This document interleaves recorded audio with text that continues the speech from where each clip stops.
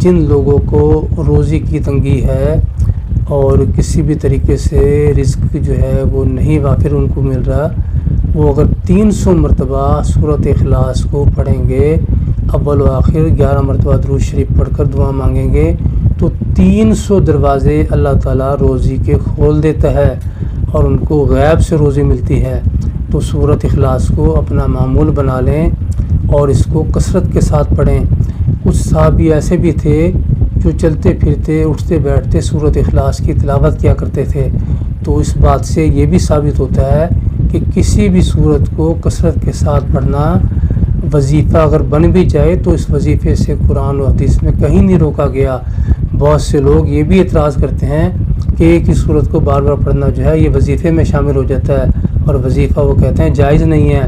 تو یہ ساری باتیں جو ہیں لوگوں کی من گھڑت باتیں ہیں، ایسے لوگوں سے بچیں اور ایسے